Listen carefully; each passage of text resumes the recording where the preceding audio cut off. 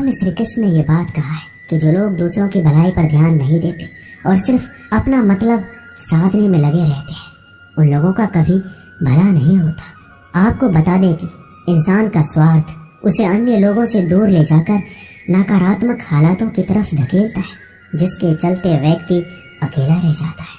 वही गीता में ये भी कहा गया है कि स्वार्थ शीशे में फैली धूल की तरह है, जिसकी वजह से व्यक्ति अपना प्रतिबिंब ही नहीं देख पाता। वहीं अगर आप चाहते हैं कि आप भी अपना जीवन खुशी पूर्वक व्यतीत करें, तो इसके लिए यह जरूरी है कि आप अपने स्वार्थ को कभी अपने पास नहीं आने दें। आपने अक्सर ये सुना होगा कि जिसका कोई नहीं होता उसका भगवान होता है। गीता में भी ये कहा गया है कि ईश्वर हमेशा मनुष्यों का साथ देता है।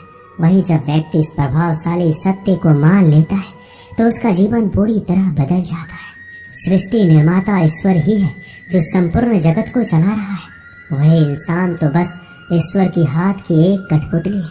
इसलिए इंसान को कभी अपने भविष्य या फिर अतीत की चिंता नहीं करनी चाहिए, क्योंकि हर विकट परिस्थिति में ईश्वर इंसान का साथ देता है और उसे मुश्किल से बाहर निकालता है।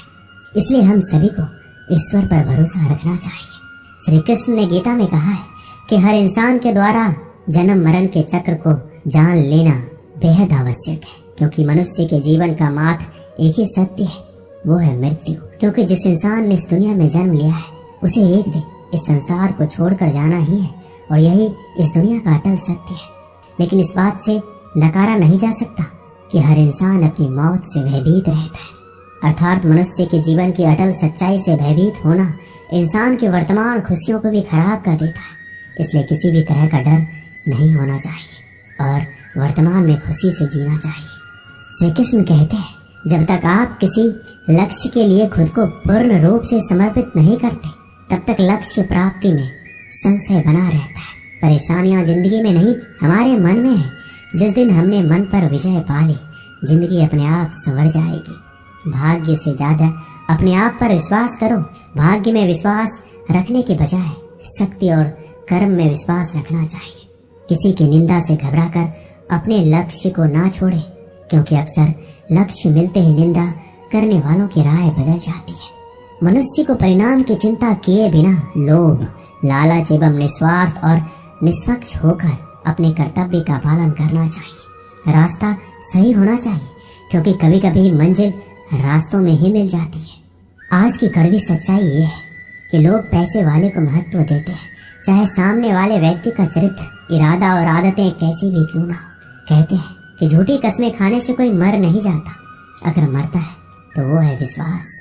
घर के अंदर जी भर के रो लेना, पर दरवाजा हंसकर ही खोलना, क्योंकि जब लोगों को पता चल जाता है कि सामने वाला अंदर से टूट चुका है, तो लोग उसका जी भरकर फायदा उठाते हैं। गुस्सा और आंधी दोनों एक समान होते हैं।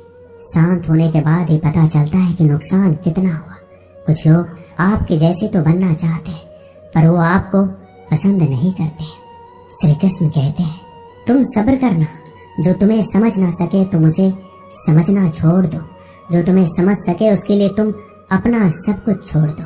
गलत व्यक्ति जितना भी मीठा बोले आपके लिए बीमारी बन जाएगा, और सच्चा व्यक्ति कितना भी कड़वा बोले एक दिन औषधि बनकर काम आएगा।